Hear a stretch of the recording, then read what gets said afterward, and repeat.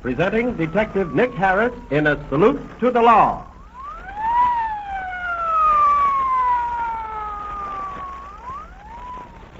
Ladies and gentlemen, we again bring you Detective Nicholas B. Harris, chief of the internationally known Los Angeles Detective Agency, bearing his name in another dramatized true-life story proving to the youth of today the folly of committing crime.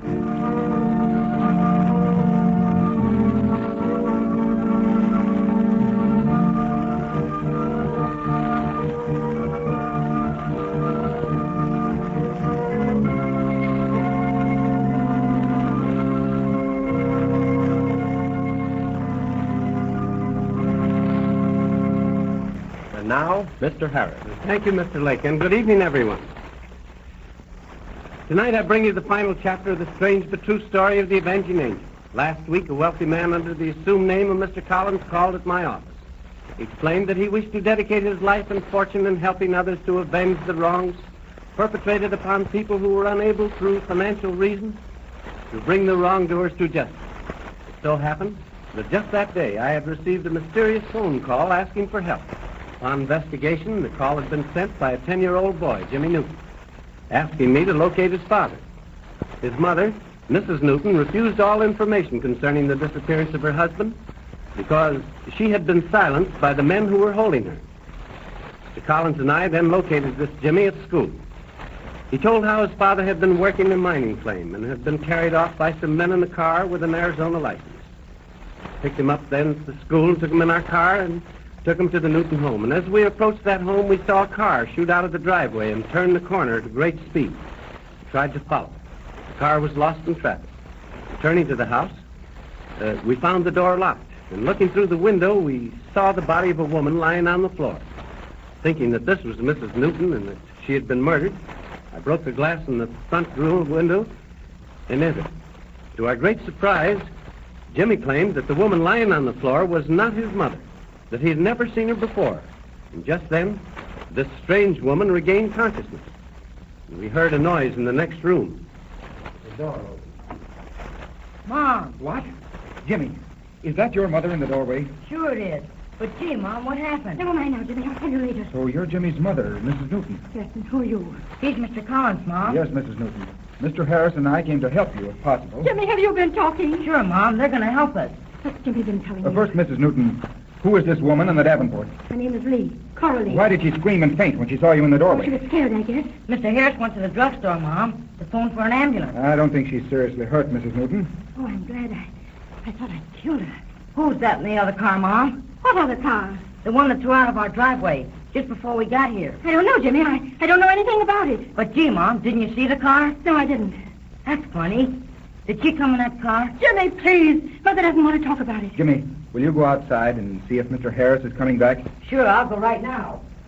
Please forgive me, Mrs. Newton, when I say I'm your friend and that I only want to help you. Well, why should you? Because, well, just to repay others who helped me when I needed a friend. Well, it sounds mighty queer to me, but maybe you are on the level. All right. Only I don't know anything you can do. Well, Mr. Harris and I are going to help you find your husband. But you must help, too, Mrs. Newton, by telling us everything that's happened. All right. All right, I'll tell you. What about this other woman, Cora Lee? Who beat her up? I did. You? Yes, I did. I meant to kill her. But why, Mrs. Newton? Why did you want to kill her? Now, when she told me about Jim, then everything just went black and... Oh, look, she's coming, too. That's right. Listen, I'll go out in the kitchen until you get her away. Maybe that's best. Oh. Now, take it easy. Take it easy. Oh, where is she? Don't want to hit me again, Mrs. Newton is gone. There's nothing to be afraid of now, Mrs. Oh, where's Emile? Where's Philippe? Emile? Philippe? Yes, Emile, Ryder, and Philippe Ortiz. Where are they? Men who brought you here? Yeah, sure, they brought me here. They were going to take me back to Jim. They haven't gone, have they? Yes, I'm afraid they have. Why, the dirty rats. Say, who are you? I never saw you before. How did you know my name? Collins is my name. I was sent out on this case. What do you mean, sent out on this case? Who sent you? Mr. Harris is back, Mr. Collins. The ambulance is coming, too. Ambulance? For you, Miss Lee, to take you to the hospital. I don't want to go to any hospital. Please, Miss Lee, don't make another. No, not me. I'm not going to a hospital. I'll run away. Oh. You see? Oh. Now, don't be foolish. You want to get well, don't you? Oh, yeah, sure. Then go to the hospital. There's nothing to be afraid of. You'll be treated with kindness and consideration, I promise you that. Yeah, but I got no money to pay for a hospital. That'll all be taken care of. How do you know? Never mind now. Just go to the hospital and get well. That's all you have to think about.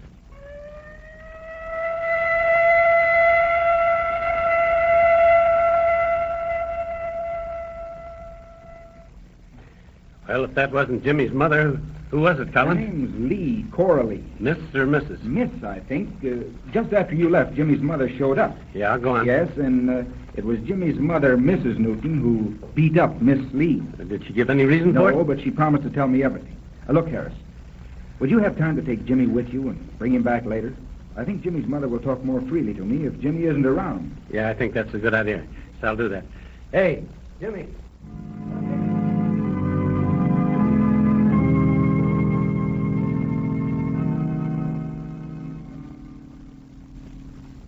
Mrs. Newton, that these two men kidnapped your husband. Well, I don't know for sure whether Jim went with them willingly or was forced to go. But after Jim was in the car, one of the men Which said one? to me, the one with the German accent. He called me to the back door and threatened me. Threatened you? Well, he said if I tried to reach my husband or told anyone about his being gone, well, they'd grab Jimmy and I'd never see him again. Had you known these men before, Mrs. Newton? Yes, I saw them once when they were both working for my husband on his claim near Mojave. That was over a year ago. Your husband still had faith in this claim. Oh, yes, Mr. Collins. Do you suppose this German and Mexican were scheming to get your husband's claim away from him? Well, maybe they were. I don't know. Still, I couldn't figure out why Jim would go away and stay away without even letting us hear from him until the two men came here again today with that woman who calls herself Cora Lee. Well, what happened then? Well, I let them in, and I asked about Jim, and the German Riker answered. Your husband is good in health, Frau Newton? Si, senora. Only he don't want he should see you no more. Jim doesn't want to see me? Well, what do you mean? For you, senora, he is what you say, washed up. What? Oh, it couldn't be. No? Well, Jim told me differently. Well, who are you? This is Fräulein. I mean, Miss Lee, Frau Newton. Miss Cora Lee. Jim told you. Jim talked to you about me. Oh, sure, plenty. But I wanted to see for myself. Main thing I came for, though, is Jim's things. Jim's thing. Yeah, you know, his personal belongings. Said they were all in one closet. Did you bring in those suitcases, boys? Yeah, they're in the car. Come on, Philippe, and help me get them. So you've stolen my Jim away from me. I wouldn't say stolen, sister. You lost Jim before I ever laid eyes on him. I'm sorry for you, but how a little shrimp like you could expect to hold a he-man like Jim Newton is more than I can. Well, you'll see. Little shrimp am I. You'll see. You'll find out. Put down that poker! Oh, please, don't hit me! Oh, hit me! I'll kill you. I'll beat you. Please, I'll beat you up. About this. Miserable little... There is she. Santa Maria, what has happened? There's Cora. There in the corner on the floor. Ach, Gott in Himmel. Cora's dead. You've killed her. Oh, I hope so. Come on, Notice. We're getting out of here. Oh, what got into me? What did I do that for? Oh, even if she did take Jim away from me. Oh, how can I do a thing like that? Why, it's murder, I tell you. It's murder. Well, that's how it was, Mr. Collins. I guess I was crazy for those few minutes. Will you go with me tomorrow to the hospital and see Cora Lee? Yes. Yes, I'll go with you, Mr. Collins.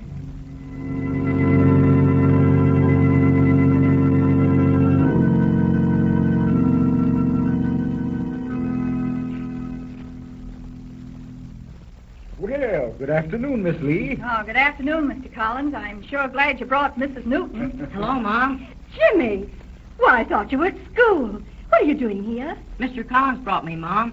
He said Mr. Lee wanted to see me. He bought me these flowers, too, to bring to her. Look, Mom. Aren't they lovely? They're the nicest flowers I've ever had from anybody. Jimmy and I've been having a nice visit, haven't we, Jimmy? Swell. Now, look, Jimmy, we'll have lots more visits. But would you wait outside now while I talk with your mother and Mr. Collins? Sure, Miss Lee. Now, look, Mrs. Newton. Please let's not say anything about what happened yesterday. I had it coming, but it wasn't all my fault. They lied to me, Riker and Ortiz, about how things were between you and your husband, and I never knew anything about Jimmy. You'd better tell Mrs. Newton the whole story. I want to. Well, I did like Jim. I was crazy about him, but he never gave me a tumble. So Riker suggested that if you send his things out to him with word that you were through, well, I mean, if we brought them and told Jim that, why, then maybe I'd have a chance. But I know now that I never would have had. You've seen Jim these last 6 weeks. Yeah, and that new Discovery Camp 90 miles from the railroad, north of Kingman. I was running a boarding house there. That's how I met your husband and his partners, Riker and Ortiz. But why didn't Jim write me? Oh, but he did. But he trusted Riker to mail the letters. Instead, Riker burnt them. I never realized until yesterday what Riker intended doing, and last night after the doctor attended me, why, I got to thinking about the risks Jim was running being mixed up with those two men. And I knew he had an offer to sell out his interest in the mine, and so Mr. Collins helped me send a wire to Jim advising him to take the offer and get back here as soon as he could. We sent it in care of the sheriff, and so we knew it'll reach him. Why, Mr. Harris fixed that. Oh, thank you. Can you ever forgive me? Now listen, Mrs. Newton. I'm the one that needs forgiving. But if it's all right with you, let's just forget the whole thing and pretend it never happened. Now, can't we do that? Of course, if you're willing to.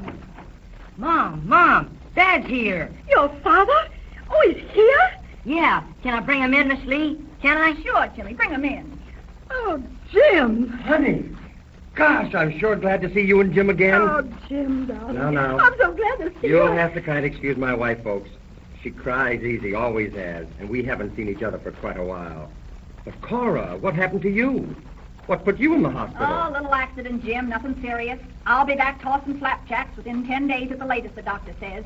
Get my wire? Yes, and I got the money, too, for my interest. Thanks a lot. I guess you've met my wife. Sure, we've met, but you haven't met Mr. Collins. Well, I'm sure glad to meet you, Mr. Collins. Well, I'm glad to meet you, Mr. Newton. You won't mind my having a mining engineer make a report on that claim of yours? Mind? Say, that's what I've been trying to do for years. Only I've never had enough money to hire a good one. Well, now look, I think Miss Lee has had enough company for one day. Sure. Come on, everybody. Goodbye, Cora. Thanks for everything. We'll see you tomorrow. Goodbye, Mrs. Newton. Hey, Jimmy, Yes, Miss Lee. would you do me a favor? Sure, Miss Lee. Stay and talk to me for a while. You know, Jimmy, your parents haven't seen each other for quite some time, and they might like to, well, kind of get acquainted. Why, I'd love to.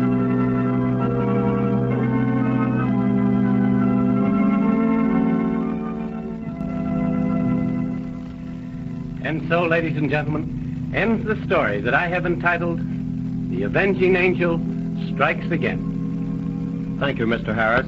Ladies and gentlemen, you have just heard the concluding chapter of a true-to-life story brought to you by Detective Nicholas B. Harris, internationally famous Los Angeles criminologist and chief of the detective agency bearing his name. Although this was a true story, fictitious names and places have been used throughout this narrative. The story was dramatized for radio presentation by Ralph Burchard and as a Carolyn Cairo production. Those participating in the radio drama were Dorothy Wade, C. Andre Fox, Bob Polton, Carolyn Cairo, Calvin Ellison, and Charles E. Bender. Remember, next Tuesday night at 8:15, another Salute to the Law presented by Detective Nicholas B. Harris.